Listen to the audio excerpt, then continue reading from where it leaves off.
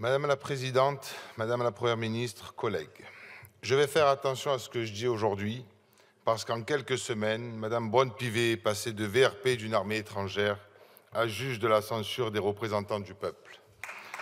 Madame la Première ministre, au risque de vous étonner, je veux sincèrement vous remercier. Vous remercier car en déclenchant pour la 21e fois l'article 49.3, vous donnez à quelqu'un comme moi, un simple habitant des quartiers nord, de notre si belle ville de Marseille, devenu aujourd'hui député de la nation française, l'occasion de venir vous dire, droit dans les yeux, et pendant 10 minutes, ce que des millions de Françaises et de Français pensent de votre politique et de votre gouvernement. Oui, ce sont des millions de Françaises et de Français qui aimeraient bien, en ce moment même, être à ma place. Vous savez, celles et ceux qui font les frais de vos décisions autoritaires que vous leur imposez dans votre budget. Sous votre gouvernement, ce sont des millions de Françaises et de Français qui ne peuvent pas couvrir leurs dépenses du quotidien, pourtant essentielles à la vie. Ce sont des millions de Françaises et de Français qui subissent le poids de la cruauté des sacrifices du quotidien. Ce sont des millions de Françaises et de Français qui voient les choses simples, qui voient les prix des choses simples mais nécessaires exploser, comme leur nourriture, leur logement, leurs charges locatives, la cantine pour les enfants ou leur activité sportive, et tant d'autres choses comme les vacances, si seulement ils pouvaient y songer. Ce sont des millions de Françaises et de Français qui, avec la venue de l'hiver, doivent trancher entre se chauffer et manger correctement. Ce sont des millions de Françaises et de Français qui savent très bien qu'ils sont les premières victimes de votre budget historiquement autoritaire. Eh bien, eux, Madame la Première ministre, je vous assure qu'ils ne vous disent pas merci. Et les 30 millions de travailleurs à qui vous avez volé 2 ans de vie avec votre réforme des retraites non plus. Car ils le savent, vous ne les écoutez pas, comme vous ne m'écoutez pas d'ailleurs en ce moment. Vous ne les considérez pas, bref, vous ne les respectez pas. Pourtant, si vous les écoutiez, vous comprendriez ce qu'ils vous demandent est légitime, car il est normal de vouloir une existence digne. Et donc, pour ça, de vouloir un État qui protège ses citoyens de la violence des marchés financiers et pas un État qui protège quelques-uns, vos semblables, des millionnaires, et qui voit l'inflation comme une aubaine de rentabilité. Si vous avez un peu de considération pour eux, comme pour moi, encore une fois, vous pourriez comprendre que ces 30 millions de travailleurs et travailleuses sont celles et ceux qui créent toutes les richesses que quelques-uns s'accaparent, et qu'il est indécent que les plus pauvres d'entre nous soient également celles et ceux qui sont le plus maltraités. Enfin, si vous saviez ce qui est le respect, vous auriez honte. Honte de la brutalité avec laquelle vous gouvernez, honte de passer en force ce budget au 49.3, honte de refuser systématiquement tous les débats, toutes les contradictions, sauf pour diviser les gens entre eux selon leur religion et selon leur couleur de peau.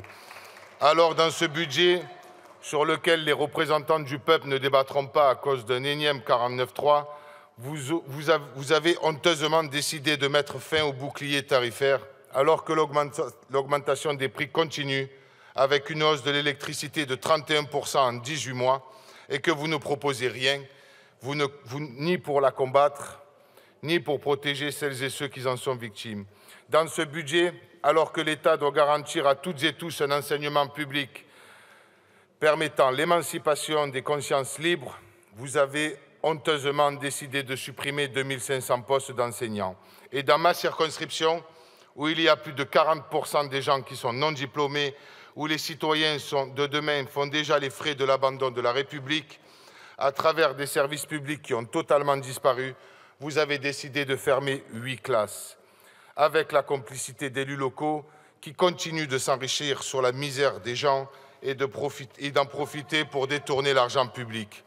Quel scandale quand en même temps vous donnez un budget extraordinaire pour le service national universel. Je vous le dis, au lieu de donner à tous les jeunes des conditions d'apprentissage dignes, au lieu d'ouvrir des places dans les universités, au lieu de donner des fonds à la hauteur des besoins pour les centres sociaux, au lieu de donner des logements dignes ou de quoi se nourrir à ces étudiants qui, pour la plupart, font la queue dans les banques alimentaires, votre gouvernement fait le choix de leur apprendre à marche forcée la Marseillaise.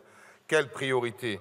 Dans ce budget, enfin, vous ajoutez à la dette de la France une véritable dette idéologique en refusant d'investir pour une véritable planification. Sur tous les thèmes, vous échouez. Comme sur la rénovation énergétique, où au rythme actuel, il faudrait plus de 2 millénaires pour rénover l'ensemble des passoires thermiques de notre pays, dans lesquelles les plus précaires d'entre nous continueront de vivre. Tout simplement parce que vous repoussez l'interdiction de la mise en location qui, effectivement, ne plaisait pas aux multipropriétaires et aux marchands de sommeil. Sur tous les amendements proposés et votés par les représentants du peuple, vous ne retenez rien, sauf pour arranger vos amis, comme l'amendement FIFA qui offre un véritable paradis fiscal aux fédérations sportives. Vous ne retenez rien, car soi-disant tout coûterait cher. Rien pour les petites retraites, rien pour bloquer les prix des loyers, rien pour bloquer les prix des produits de première nécessité, rien pour les AESH, rien pour nos anciens qui sont maltraités et qui pourrissent dans les maisons de retraite, ce qui arrange bien évidemment les vautours du privé. Vous refusez même d'indexer les salaires sur l'inflation, pourtant la seule mesure efficace pour protéger les travailleurs et travailleuses de notre pays. Et en même temps, vous refusez de taxer les superprofits, vous refusez de rétablir l'impôt sur la fortune, alors que la moitié de l'augmentation des prix des denrées alimentaires est due à une augmentation scandaleuse des marges par celles et ceux qui profitent de la crise pour se gaver leurs actionnaires, trop souvent qui se retrouvent sur ce banc de l'Assemblée. Vous êtes tous tout simplement une farce. Face à l'autoritarisme qui est votre méthode, face à la classe sociale qui est votre programme, face à votre 49.3, nous proposons de notre côté un contre-projet de rupture. Car aujourd'hui, la rupture, pour de nombreuses personnes, pour toutes celles et ceux que vous et votre gouvernement méprisez, c'est la condition de l'émancipation, c'est la condition de la dignité, c'est la condition de la survie. Car au point où nous en sommes, avec les leçons de morale déconnectées de la réalité, la rupture avec vous et votre politique, ce sont des choses simples, ce sont des choses concrètes, comme écouter les gens, débattre, avant d'imposer par un énième 49.3 votre budget. Et vous pourriez mépriser la démocratie, comme vous êtes encore en train de le faire pendant que vous ne m'écoutez pas, autant que vous le voudrez. Le dégoût face à votre politique, qui pousse certains à abandonner, ne sera jamais aussi forte que la colère face à ces conséquences qui nous poussent et qui poussent d'autres personnes à s'organiser et à agir. Depuis lundi, l'imposture de votre gouvernement est flagrante et malgré l'ajout de centaines d'amendements du Rassemblement national au projet de loi immigration, vous avez fait la preuve que vous n'êtes rien sans votre 49.3.